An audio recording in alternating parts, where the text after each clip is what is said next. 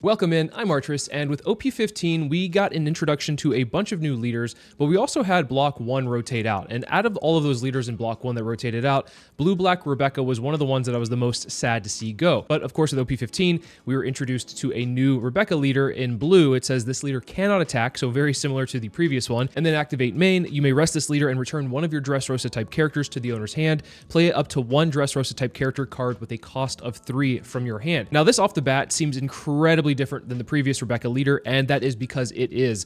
This Rebecca is a very aggressive deck. You're trying to cheat out bodies in a very similar manner to like Red-Green Law, where you can bounce back a cheap searcher and then play something a little bit bigger in its place. This is kind of what Rebecca is doing, except you can do that as early as turn 1. So this is a very strong, aggressive deck, which is definitely the complete opposite of how the previous Rebecca played, which was more of a control list and go for late game. Now this Rebecca is great for pushing pressure early, and it actually has very explosive end game turns if you set up the deck correctly. But before we go over the deck list and into any gameplay, if you're new to the channel, please make sure to hit that sub button and give the video a thumbs up. It helps out the channel so much. Thank you all for the support. Additionally, if you'd like to talk about the One Piece card game outside of the YouTube comments, make sure to join the Discord community. The link for that is in the description below. So to make sure that we are seeing our 3-cost Dressrosa characters, we have quite a bit of searchers in the deck. We have 12 in total, and out of these, we have 4 2Ks, which is the new Viola, 1-cost 2000 power 2K that says on play, look at the top 3 cards of your deck and reveal up to one Dressrosa type card and add it to your hand. Then place the rest at the bottom of your deck in any order.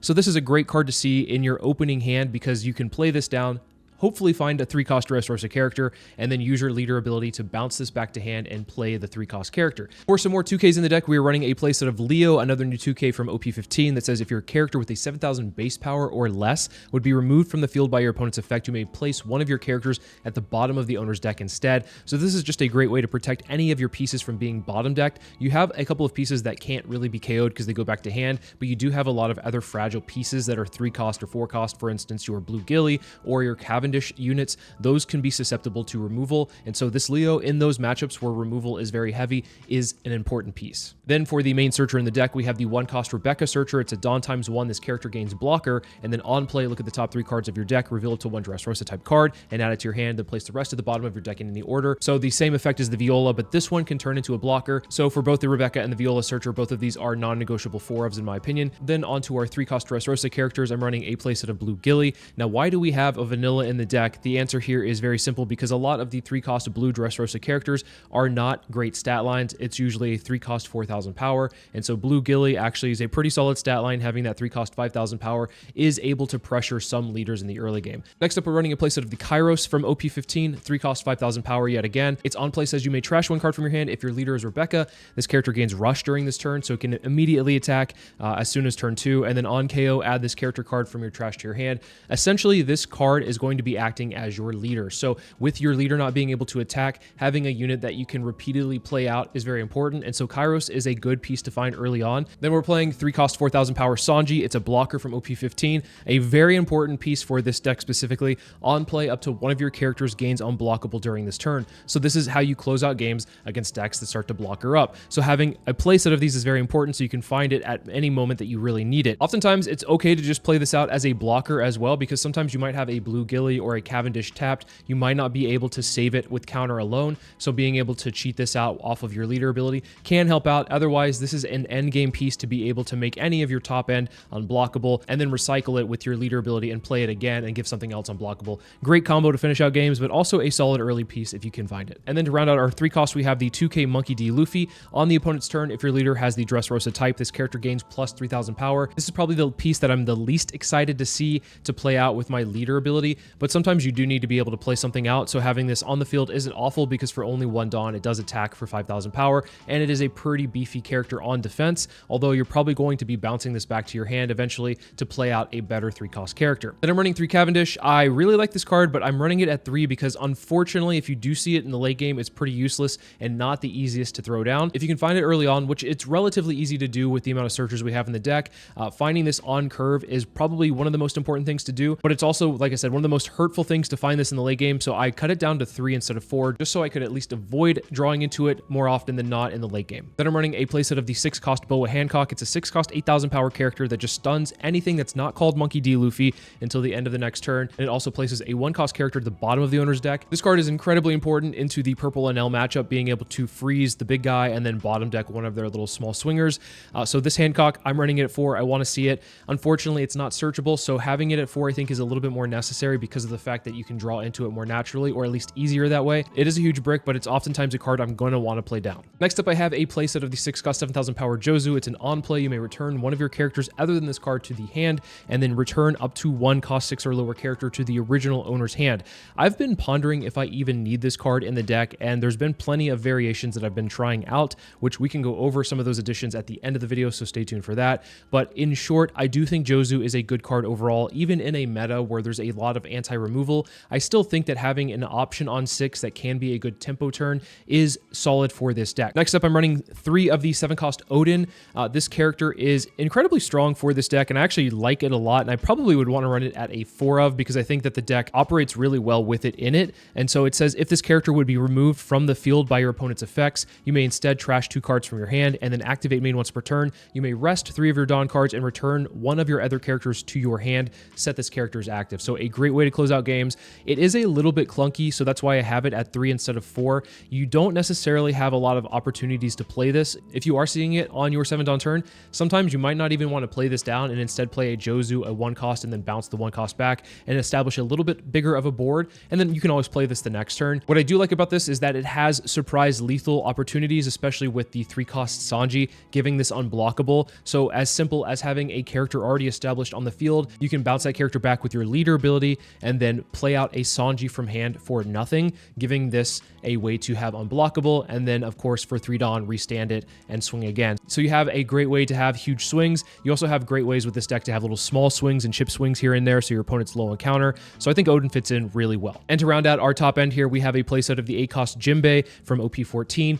Fits really well into this deck as well because of the fact that it says when a card is trashed from your hand by your effect, this character gains rush during this turn, and then on play you may rest 2 of your Dawn cards, draw 2 cards, and then return up to 1 character with a cost of 7 or less to the owner's hand. So I like to play this on 10 more often than not. You can play this down on 8 or 9 if you want to and not have the secondary effect. Why this card synergizes really well with this leader is because of the fact that with this Kairos, you can always trash a card from hand and give this rush, and then this activates rush for this character. You can also do the same with this Cavendish as well to be able to attack and then draw 2, trash 1, and then this recognizes the fact that something was trashed, giving it rush. You have to make sure that this is on the field first, so you do have to telegraph your plays slightly, but I think at that point it doesn't really matter since you're swinging at them with a huge beat stick. Also, not a searchable piece, so we have it at a playset here. I think this one is a little bit more important to see than maybe an Odin, but I do think an Odin, if you can establish this, is an incredibly potent card in this deck. And then finally, we're playing a playset of the 1-cost Follow Me search event. Just being able to find a Dressrosa character on the top 5 can come in handy, especially if your searches on the top 3 with any of your 1-cost Viola or Rebecca's are not finding anything. Having this for only 1 to be able to dig a little bit deeper and potentially find a 3-cost character is pretty nice. As I mentioned, there's quite a lot of variations that I've tried out with this deck, a lot of different builds, a lot of different cards you can slot in. I think the core remains the same for at least the 1s through the 3s, but as far as everything else beyond that, we'll go over some of the additions you can make at the end of the video, so stay tuned for that because I do think that there are some interesting things you can add in instead. With that being said, let's take this list into the sim and see how it does. Against Bell Luffy, I'm going to go first. I think I like first most of the time anyway, just to get the early body out. We do have a potential whiff here with the top 3. Hopefully we find something. We found a blue Gilly, thank God. We'll bounce the Rebecca back and then play out the blue Gilly, so at least we have a body to swing with this next turn. Next turn, we'll be able to play out the Rebecca again, hopefully find maybe a Kairos. I don't necessarily know if I want to swing in with a Kairos just yet and pitch a card, although I could because I do have quite a few bricks. Let's go ahead and play the Rebecca out and see what we get. Actually, let's swing the blue Gilly first just to, do things in the correct order. Then we'll play out the Rebecca. We do find a Kairos. I'm going to go ahead and just bounce the Rebecca back to hand, play out the Kairos, and I don't know if I want to be aggressive here just yet. Let's go ahead and use the Rebecca again, and I think we can grab a second Rebecca because we already have a Cavendish in our hand. We don't need to grab too many of them. We can just play out the Cavendish on this next turn. There comes down a Zoro to be able to heal up as expected. That's their on-curve play. Back to 5 life for them. And they might pressure the blue Gilly, which I could just give them a blocker here. I don't want to give them any cards out of my hand just yet. Let's go ahead and swing 5 to lead. Then after this, we will go ahead and swing 5 with lead again. With the Kairos, we're just asking for cards out of hand, just trying to do as much chip damage in this early game. Play out the Rebecca. Grab a 2K. Viola's fine, just in case we need to use this Rebecca as a counter. So we have an additional searcher. We'll go ahead and play the blue Gilly into a Cavendish. And now we're 4 wide as early as turn 3. This turn will probably be a 5-cost Luffy. It's not. It's a Zeus instead. Actually, pretty good response to the Cavendish. Unfortunately, I didn't see a Leo, or at least I don't think I saw a Leo along the way. So yeah, our card draw engine is a little bit gone. Unfortunate. Down comes the Nami to search out, I think, what is it, top 5? And then they're going to grab this Wiper 2K counter to replace the 2K counter they just played down. And then from here, okay, 5 into blue Gilly. I think I'll let this one go. I want to make sure that at least the Kairos stays on the field, so I'm not dropping too many cards from hand if they decide to go 5-6 into it. They go 5 lead. I think I'll just take this one, and then if they go 6 lead, I'll also just take that one as well. I don't mind taking some life here to get more cards in our hand. We'll go 5 lead. They give us a counter. If they take any of this, it will be good for us. But if they don't, that's also good that they're getting cards out of hand. What I can do here is go ahead and play out the Rebecca. I think grabbing a Leo here is good. We will bounce back the Rebecca, and then I'll play out a Kairos and probably just pitch a Jozu. I mean, the Odin's also probably a better target to pitch, but that's fine. We'll go ahead and swing 5 lead, and then we will bounce a blue Gilly back to hand, and then have them rip a life for the Zoro to protect it. And if they do, they go down to 1 this early, which is really good for us. And I'm surprised to see that. They probably have a lot of ways to heal back up, considering they pitched a Borsalino. But they're also experiencing a lot of pressure right now, which is not something that Bell Luffy necessarily wants to have to face. They might want to turn their focus to the Kairoses on the field, which I will say that a lot of opponents do not even care to swing into Kairos. But I think swinging into Kairos, even though it feels awful, is the correct way to do it, because it's less bodies for me to swing with next turn, and I also have to expend more cards in order to give it rush. So I do think focusing on Kairos is a pretty solid option, but also trying to aggro me down is respectable too. I will go ahead and give him a counter there, and I don't mind going down to 2 life here. Take it. For this turn, I want to be as aggressive as possible, so let's just swing 5, 5. I'm going to consider, depending on what we get off of the Rebecca and the follow me, if we can get another Kairos, I might consider playing that Kairos out. There's a lot of options to be played. Here, let's see if we can get... Oh gosh, let's grab a Rebecca just so we can have a counter here. We're trying to dig as fast as possible, or far as possible rather. 3-cost Sanji, unfortunate. It is what it is. I think what we can do here is swing 7 into lead. If they counter out of this one, that's fine. Good for us. That means that the Odin probably is going to be a little bit more able to connect. So let's go ahead and... What is our best option here? I want to bounce the Rebecca back and play a Sanji blocker, but I'm thinking about being extra aggressive here, bouncing a Kairos back, playing the Kairos again, pitching an Odin since it's a dead card in hand anyway, and swing 5 to lead, and just see if we can get one more card out of hand. If we can get one more card out of hand, I think, yeah, a 2K for a 5, we'll take that any day. And then we have nothing but counter in hand if they decide to go for lethal, which I'm assuming they will based off of how they've swung the previous couple of turns. If they can't lethal us out here, then I think that we're in a pretty good spot to be able to just close out the game with 3 cards in hand if they don't see any crazy triggers here, of course. So they're just going to probably even out the Dawn. Like 7s across the board is going to be pretty nasty, but like I said, have a lot of counter. We have 2 life as well. Let's go ahead and just give them a 2K for a 6K swing. We will easily do that. We'll go ahead and take one of these just to see what we get. And they get the draw off of the Calgara. Give them a 1 and a 2, and then from here, if they want to divide it up 8-8 or 7-9, I will be able to get out of either one of those. They go 9 first, and then I'm assuming that they think I have like a 0-cost event or something to be able to protect myself, but a 1 and a 2 will do it. And then I would imagine they might just concede from here. 7 into lead, yeah, at that point, they could have at least tried to stay alive with the 2K, +4/+4, but I'm going to be honest, it wouldn't have mattered. This matchup's pretty favorable for us into Lucy. We'll go ahead and play out the Rebecca, grabbing 3-cost Sanji. Unfortunately, we're not able to establish a body that can naturally swing into the Lucy, but I think that's okay. At least this next turn, we can still swing with the Sanji and potentially bounce it back to hand, depending on what our searches look like. The Bello Betty comes down, grabs a Memento. So I'm assuming a Cavendish will come down next turn. Leo comes down. Unfortunate to see. I think we can go ahead and grab a Viola. Let's play the Viola out and see if we can find a Kairos. We're not able to find it. Let's go ahead and grab another Rebecca. And then here, what we can do is swing 5 with the Sanji. And I'm going to bounce the Sanji back to hand. And what I'll do here is play out a blue Gilly, so this way they can attack our leader and not attack something on the board. So maybe we can get some more cards in hand. instead of having to potentially lose a body and also maybe counter out for a swing that we don't want to swing.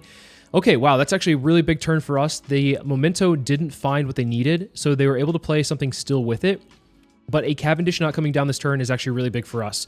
We can still be aggressive, but I think we don't have to worry about our bodies going too much this next turn. That being said, they took the 5 with the blue Gilly. That's fine for us. What we can do is we can bounce back. I'm thinking the Viola.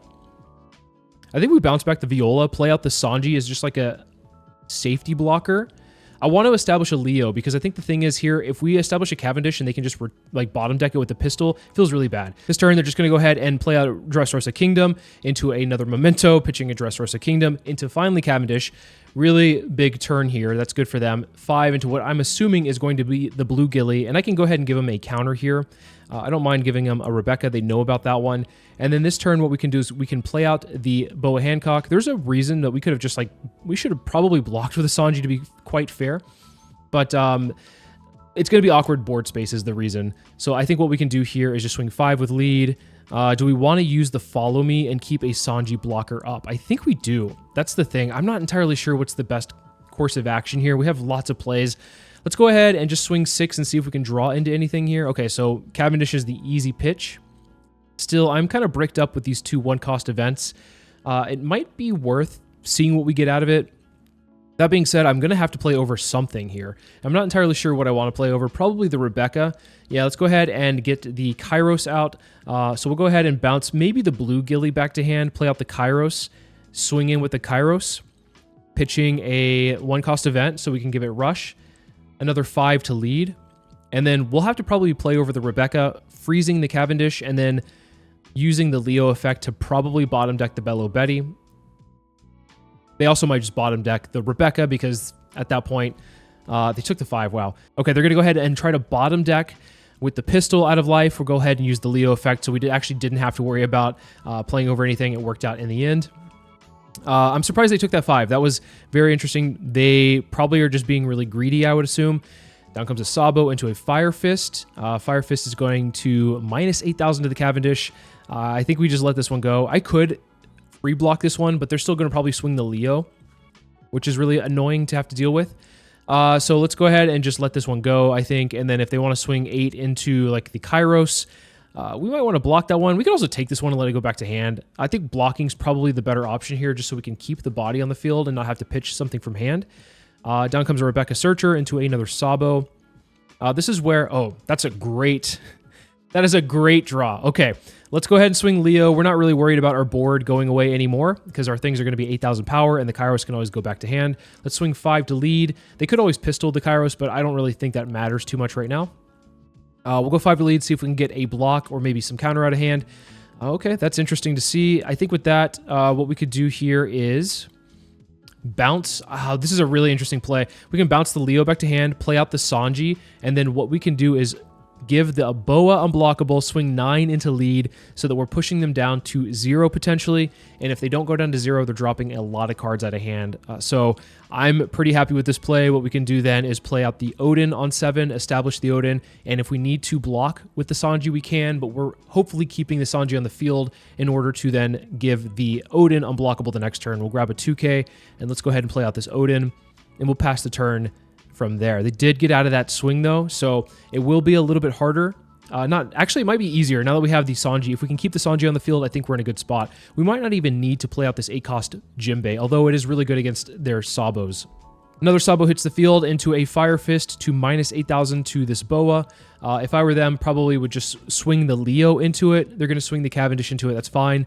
We'll let this one go. We're not really worried about our board other than we want to keep the Sanji on the field so that we can give the Odin unblockable.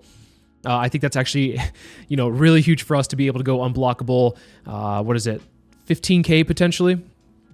They're going to go 9 into, I would assume, lead. They might also want to swing into the Kairos and just get this off the field. Yeah, totally fine. You can have this Kairos. It'll go back to hand. And then they might want to swing their Sabo just to pressure me a little bit more because I'm currently at 4 life. Looks like that's what they're going to do. They have 2 blockers on the field already anyway, so that's totally fine. We'll go ahead and take this 9, another Kairos in hand, and then to another Odin here. Okay, so what we can do is actually pressure them a little bit more than just swing unblockable twice. We can go 5 into lead here because we're going to bounce this Sanji back to our hand with our leader ability. Then play the Sanji again.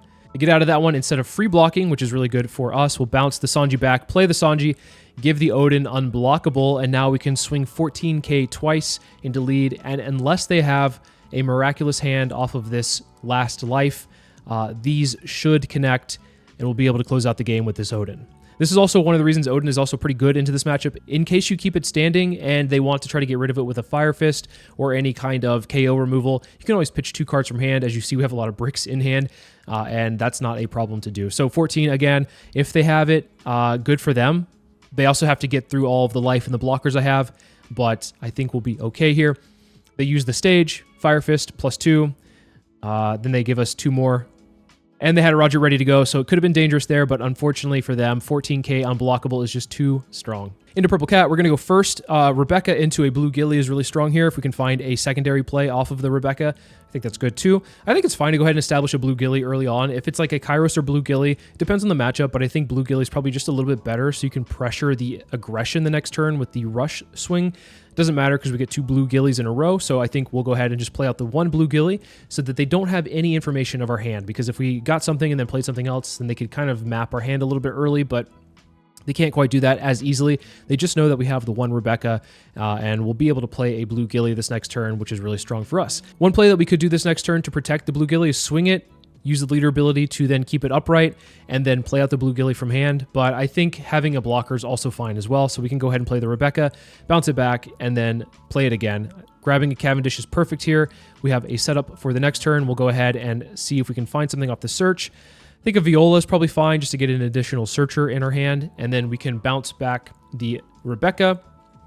We'll go ahead and play out the Blue Gilly. We don't need to protect it, and we can search one more time and get a Kairos for this next turn. Here is usually going to be a Pudding, as expected. Pudding to be able to then swing leader ability into the Blue Gilly, 7 into 5. I'll let this one go. I don't think it's worth protecting. I think having another Blue Gilly on the field is already fine, and then we can establish a Kairos this turn as well.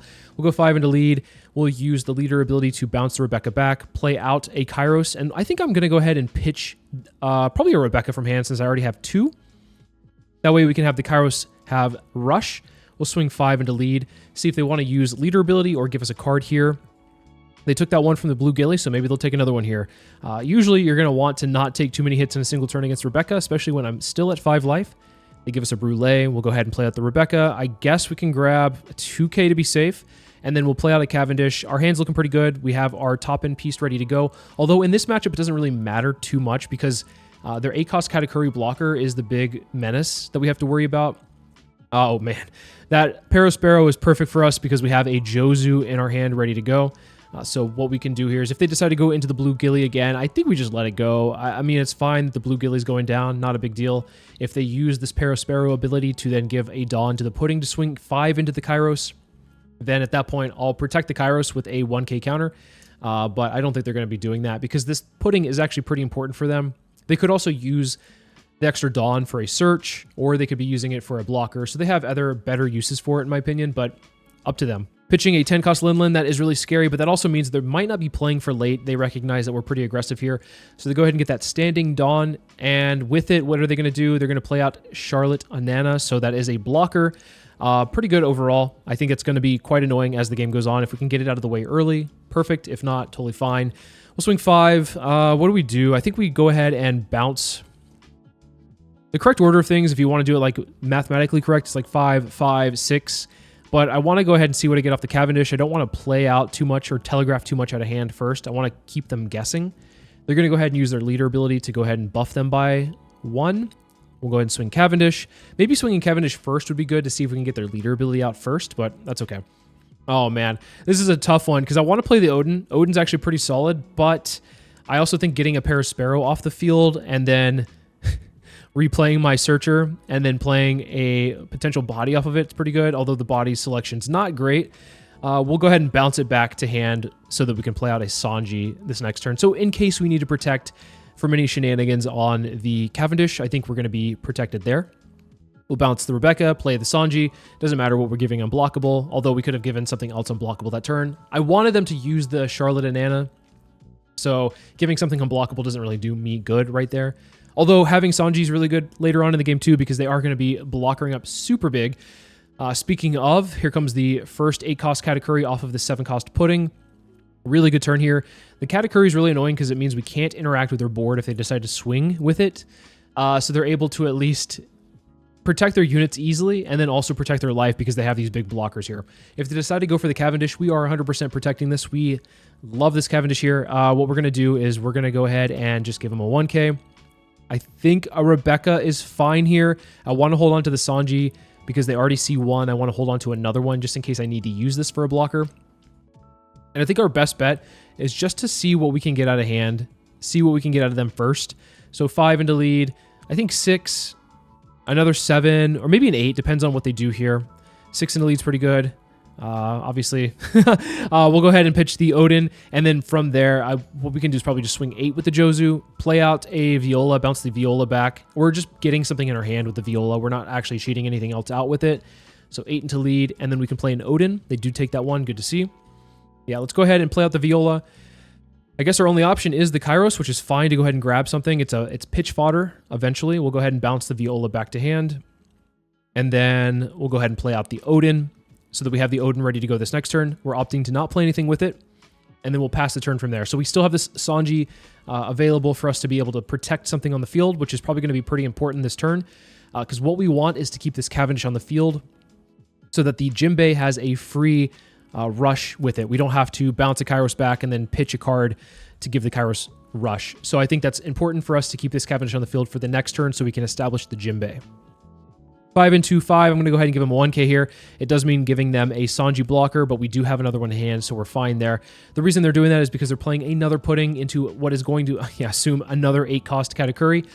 Pretty good overall. If I were them, they probably were wanting to get the value off of the 3-cost pudding, but that's fine. I think what we can do here is, I think we block this one because what's left for them is a potential, 7 into 6, and from there we can just give them a 2k.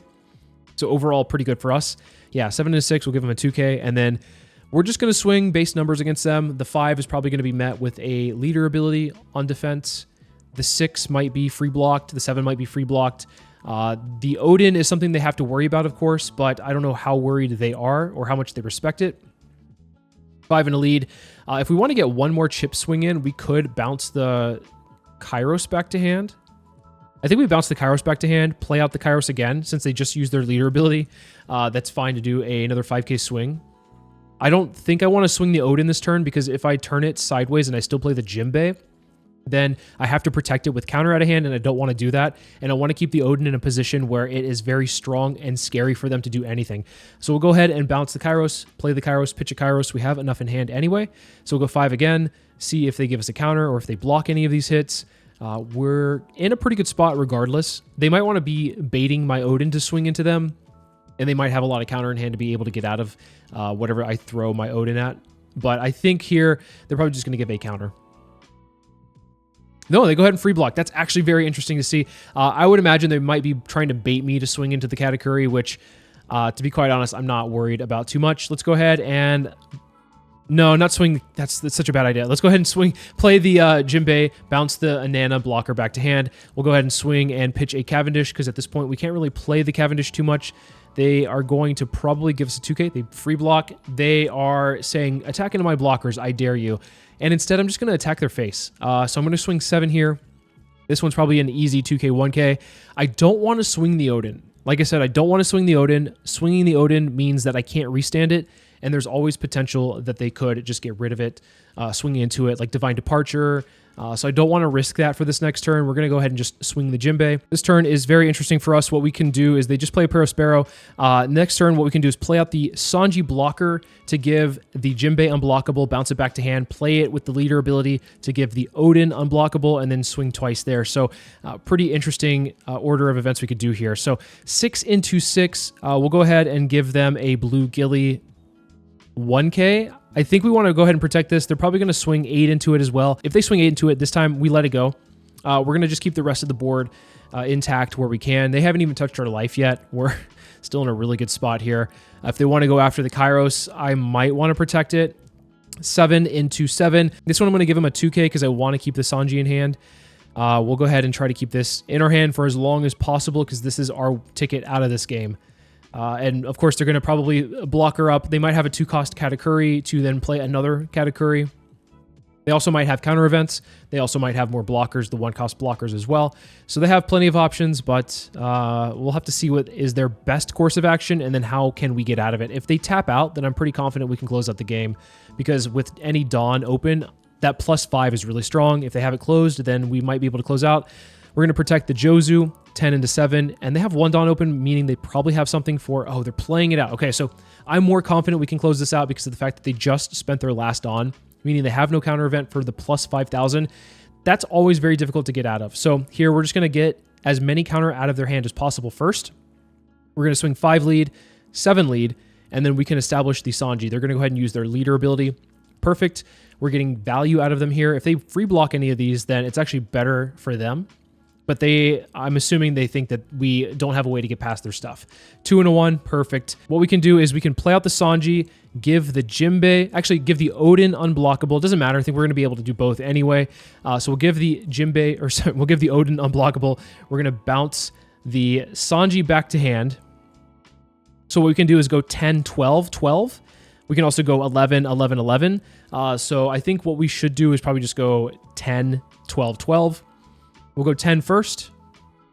Then we can go and swing 12. And I don't imagine they'll have enough to get out of this 12. But if they do, then we have 1 more 12 unblockable to be able to restand the Odin. And yeah, as imagined, they had a lot of blockers in hand, just no real good time to play them out. GP Luffy, I don't mind this matchup. I think it is a little bit of who sees what a little bit more, but I do think that we have a fair opportunity to pressure them down early. The Sanji is not the best thing we want to see there, but it's okay. We have a Kairos in hand ready to go this next turn and immediately start applying pressure.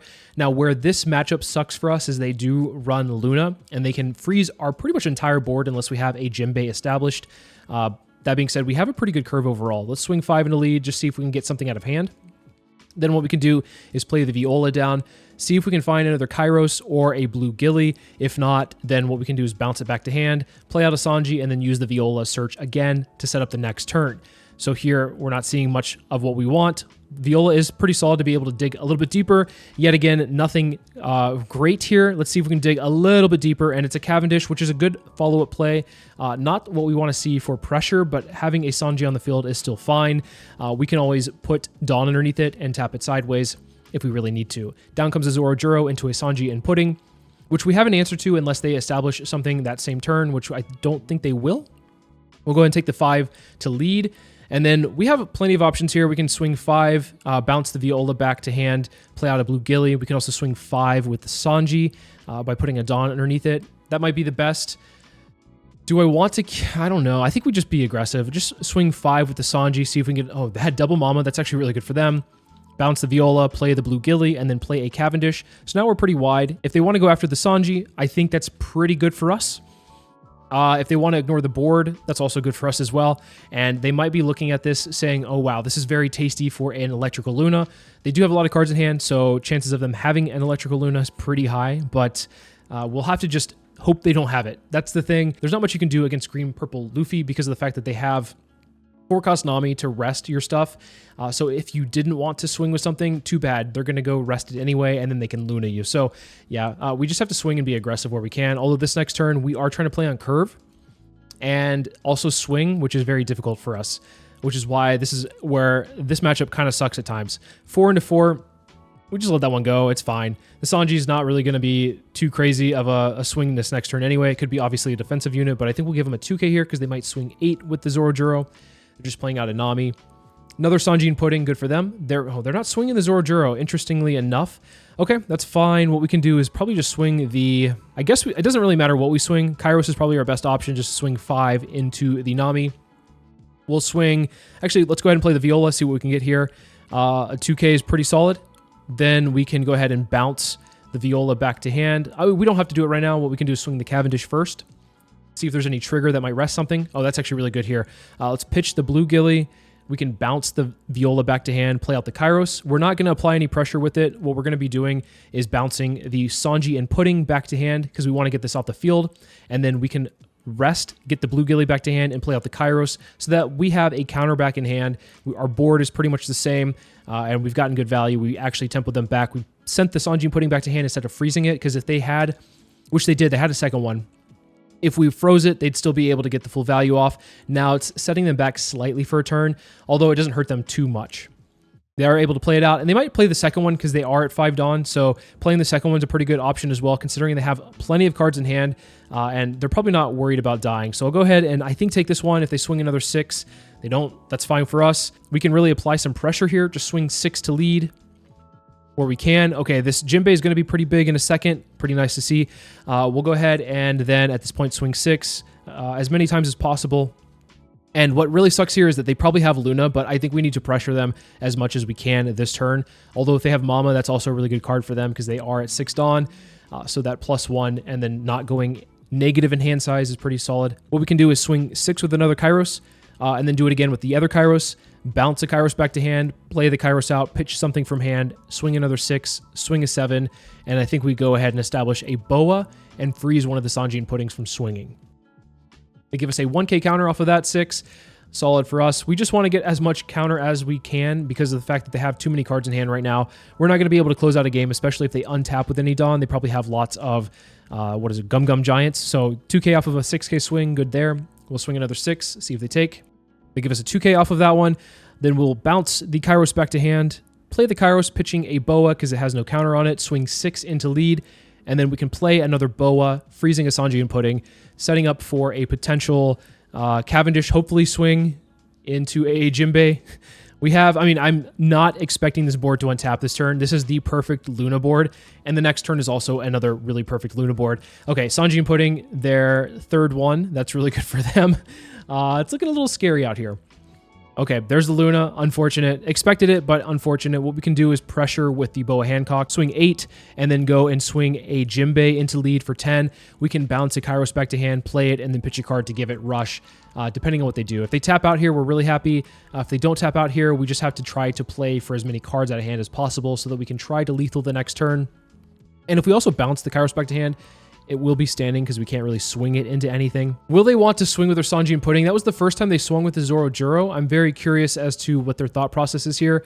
They're going to go ahead and play out a 4-cost character, another Zoro Juro. Gosh, they are seeing everything they need here. This is really good on their end, and I think it's pretty solid showing on our end as well. They grab the Giant. They're probably going to leave the Giant, the 1 Dawn open for the Giant. We'll go ahead and give them a 2k here just to stay at 3 life because it's looking pretty grim. What we can do is just swing 8 into lead. Maybe this will force them to use the Giant immediately. And then we can do a Jinbei, bounce a Sanjin Pudding back to hand, and then use our leader ability, like I said, to bounce the Kairos back. Kairos, pitch a card. Let's see what we get off the draw first, though. Let's play over a Kairos, unfortunately. And then this is fine. What we can do is bounce a Kairos back to hand, play the Kairos, pitching a Blue Gilly, and then swing 10 into 6. They are tapped out, so we're pretty happy seeing this. And then they kind of have to go for a game this next turn. Or they can get us close. They don't have to go for a game.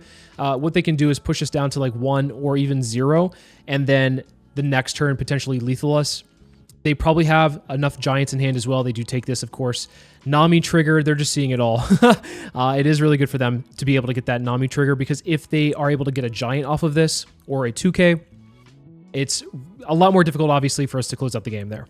With this, they do grab a Sanji. That looks like the OP07 2k counter. Yeah, OP07 2k. 10 in hand and a Dream on our end for this next turn. If they don't Luna us this next turn, we actually have a shot at winning the game. But if they Luna us, the only thing that we can really do here is just go all out with the Jinbei. And if they play a blocker... Is this their... Okay, not their 4th one. I guess it's technically the 3rd. They've played plenty of them because I've been bouncing them back to hand.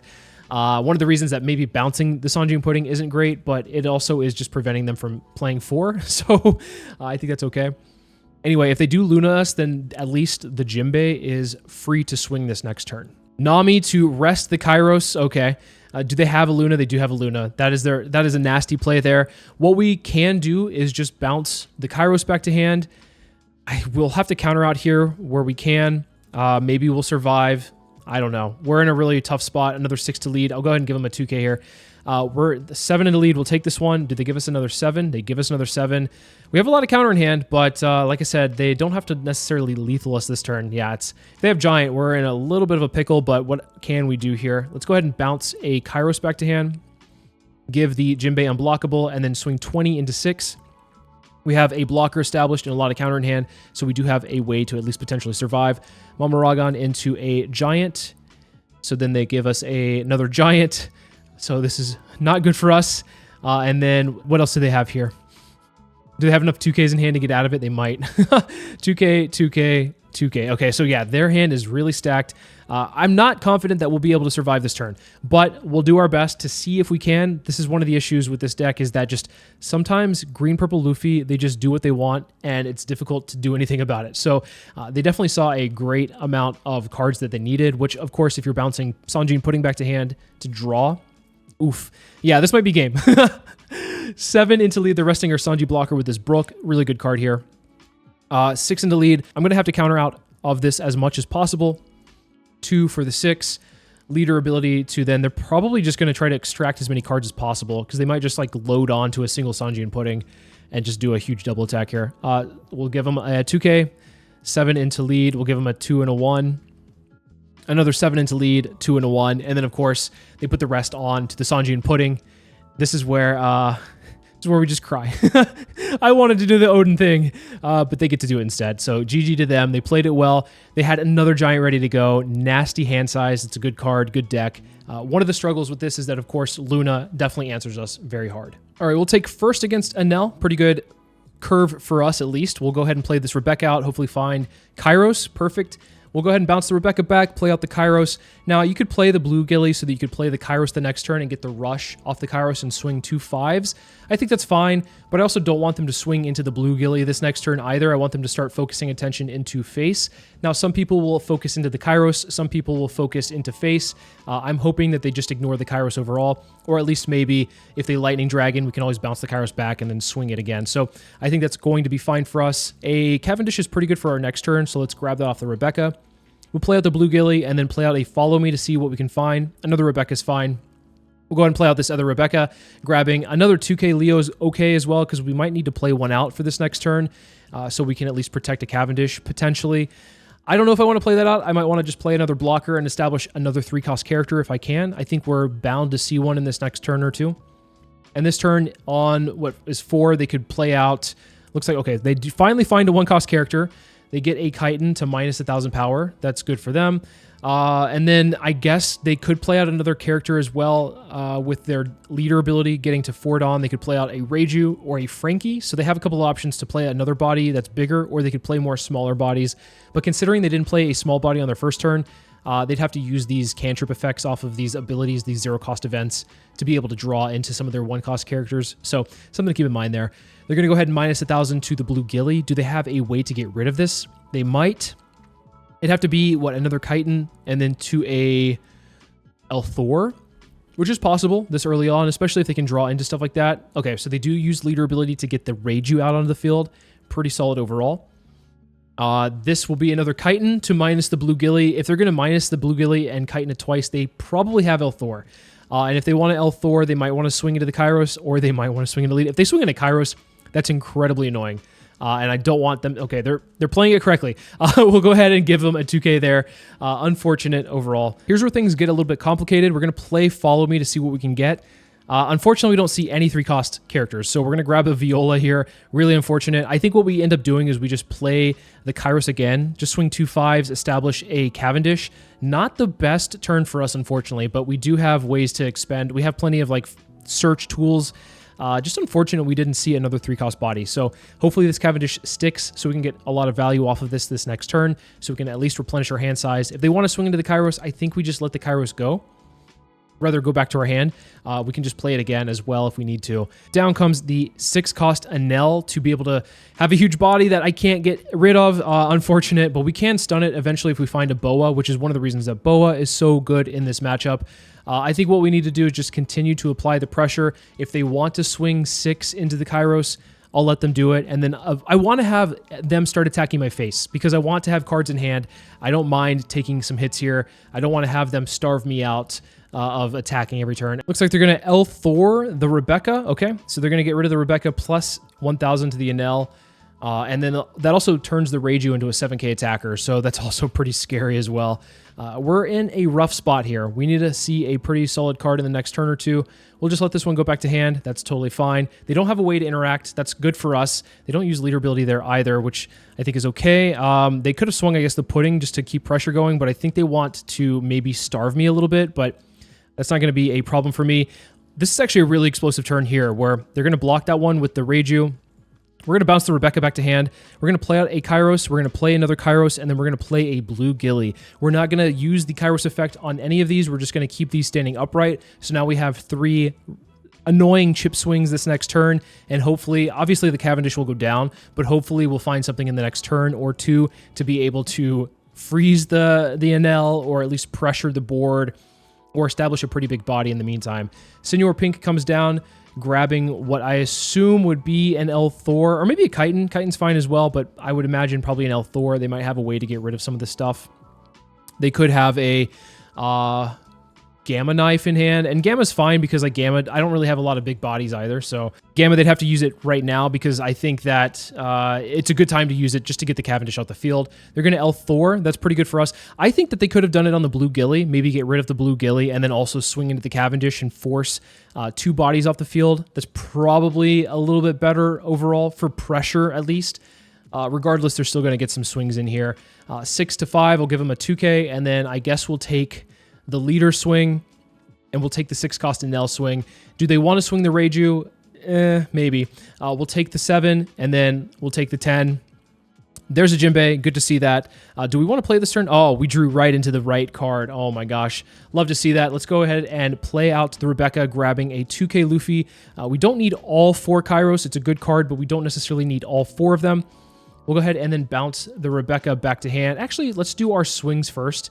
Let's see what we can get out of them. We'll go 5 to lead. We're just poking them down for 5s. If they give us counter, great. If they block, okay. We could turn our attention into it, but I don't think we want to do that. I think we just want to get counter out of hand. 5 into lead. Another 5 into lead here. They are feeling a little bit of pressure, which is pretty good. They have 3 cards in hand, which means that comboing for them is a lot harder to do. They give us a +2. We will bounce... we could bounce the Rebecca back to hand, play out a Kairos, give the Kairos rush, pitching the Rebecca. Yeah, that's probably our best bet, pitching the Rebecca, putting 2 Dawn underneath the Kairos and swinging into the Reiju, giving at least another 1k, or letting this go. And then we can freeze the 6-cost Enel and then bottom deck the pudding. And then they would have 2 to 3 cards in hand, and they'd have to deal with a huge board here. So yeah, I think this is looking pretty good. The next turn, we can follow up with the Jinbei as well if we want to. Bounce a Senor Pink just to alleviate some pressure. I'm not too worried about that. Although the Senor Pink bouncing back to hand means they get to recycle something from trash. Although at that point, I'm not too worried about the removal. Another 6-cost Enel. You know what? They probably kept the hand that they did because of the fact that they had 6-cost Enels in hand. And I don't blame them for that. Sometimes you will have the 6-cost Enels in hand and no 1-costs. And you're like, I think this is fine because I can hold out for like a turn or 2. So they probably saw a handful of them to begin with, which makes total sense. Yeah, they just pitched another one off of the 6-cost Enel. So yeah, that's very likely what they saw. They'll put Dawn underneath the Senor Pink, swinging into the Kairos. That's totally fine. If they want, they could have gotten rid of the Blue Gilly, but I think Kairos as well is not a bad option for them. It just goes back to hand. And they're probably going to pressure one of the bodies on the board here with a 6, which I'll just give them a 2k, protect the unit, and then have a bunch of swings this next turn. Lightning Dragon target is going to be a Kairos. That is unfortunate, but we can always bounce that back and give it rush again if we need to. And I imagine they're probably just going to pressure one of the other 2 bodies with a 6k swing, which we can just easily get out of. So yes, our attacks this next turn are diminished, but I think we're still in a pretty good spot to be able to pressure them down to 0 or maybe even game, depending on how we do things. I just want to, once again, just chip them down. We'll go 5 into lead, 5 into lead, another 5 into lead, and we can go 8 into lead. And then a Jinbei is pretty solid as well. We can bounce a Senor Pink and prevent any kind of potential lethals from happening. Because I don't think they have, I mean, they do have Shura, but we would be able to get out of a 6 and a 6. They give us another counter here. Let's go ahead and bounce the Senor Pink back to hand. We will bounce a Kairos back to hand, play the Kairos, pitch a Kairos, and then we'll go 5 to lead. We're going to hold on to the Boa just in case we need to play for one more turn, although I don't think we'll need to. We'll go 8 into 5, and then 10 into 5 here. And this one will very likely connect. And they either have to go for game or try to clear the board to the best of their ability.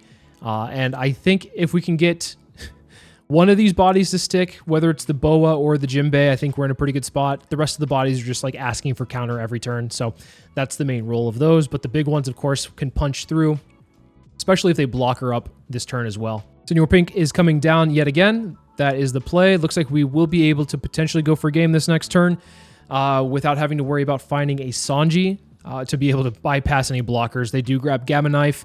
I would imagine they're going to Gamma Knife the Jinbei.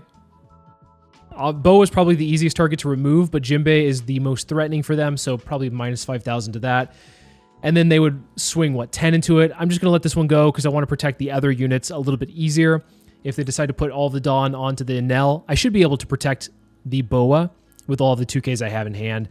And then if any of the 5 cost or the 5,000 power characters are alive as well, that's an extra win there. You're going to use their leader ability to put the Dawn underneath the 6 cost Enel. 14 into 8, we'll go ahead and give them exact counter that we need to 2, 2, 2, 1. If they swung 15, we'd be able to get out of it as well. And that is all she wrote. They didn't have enough protection to be able to survive this next turn. That's kind of how you have to play it. Hope that they don't see what they need exactly on curve. The 1-drop, if they saw it early, I think would have helped this matchup a little bit more for them. But if you're seeing a hand with 6 cost Enels, then I totally would probably keep the same as well. Now, I'm not saying I expect this deck to win any championships, but I do think it has one of the most aggressive starts in One Piece at the moment, and I think that can take a lot of opponents by surprise. Where this deck really struggles, I believe, is against leaders that end up buffing themselves by like 6 to 7,000 power, or obviously even higher. So decks like Blue, Yellow, Nami can be a little bit of an uphill challenge, especially if you can't pressure them down early with your units. Red, Green, Luffy can be difficult because of how tanky they are in nature, but if you can establish some of your taller end, I think you're okay in a lot of those spots, especially if you can get a Jinbei or an Odin down. I'm pretty confident in you being able to overcome those matchups. I do want to go over some of the additions or changes you can make to the deck or cards that I've tried out from personal experience, starting off with Kelly Funk and Bobby Funk. These are both 3-cost Dressrosa characters that say, one of them says on play up to 1 Bobby Funk from your hand, and this Bobby Funk says if you have Kelly Funk, this character gains 3,000 power. So it's a really interesting way to go very wide, although this Kelly Funk doesn't really get in any swings for the most part, but you can build an even more aggressive version of the deck with these cards in it. I've also tried a build where I'm playing plenty of events where I can use the 7-cost Sabo, where you're able to play a Dressrosa event from your hand for free. And some of the events that I've been running with this include the Barrier Pistol, which is able to place an opponent's character with 6,000 power or lower at the bottom of the owner's deck, and also the Flame Fruit event, which can allow you to draw 2 cards. This doesn't give you a double attack because your leader isn't Lucy, and also your leader can't attack anyway, so it doesn't really matter about that part, but being able to draw 2 cards, but also have the trigger have draw 2 is pretty solid. But I have found myself just wanting more when I've been playing this version of the deck, so not necessarily something I would recommend. I know some people have been considering Shakiyaku, which is a very solid addition. I think that Abster introduced this one, so he has a very good build of Rebecca as well, so I'd recommend checking his videos out. But Shaki is actually a pretty interesting way to be able to eat at the opponent's hand. I haven't included it in mine, although I do think it is a pretty solid addition overall. I didn't include it in mine, but I do think that is something worth considering in yours. I've also tried this 8-cost Rush Luffy. When attacking, you may trash 1 card from your hand, return up to 1 character with a cost of 4 or less to the owner's hand, then give up to 1 rested Dawn card to your leader or character. There's plenty of pretty cool interactions with this character, but I've opted to just not include it altogether. There are versions of the deck where I just was like hyper aggro and had like a playset of these, a playset of the 8-cost Jinbei, go second, and then just find it eventually. So I do think that this card is pretty solid and worth considering at maybe a 1 of, but I think that the 8-cost Jinbei kind of serves the same purpose and is just a little bit better. And then lastly, I've been trying out Shaka and Pal from EBO4, 8-cost 9,000 power double attack. The on play, you may give your active leader minus 5,000 power during this turn and then draw 2 cards. Since you don't care about your power on your leader, it actually synergizes pretty well with what your leader's doing, so you can actually draw off of this. But unfortunately, it's not as impactful as some of the other cards in the deck, so that's why I've opted to not include it and instead focus more on the Odin. Overall, not the same thing as the OP04 Rebecca, but that's okay. I think that this leader is a lot of fun regardless. I actually ended up opening one in pre-release, and so I've been trying to mess around and build a correct build for myself, and I think the one that we see currently on the screen is probably the best fit for me. Let me know in the comments what you guys think about Rebecca in this meta, and are there any spicy additions that I might not have included in my deck list that you have in yours? Let me know about those as well. As always, thank you guys so much for watching, and I'll see you in the next video.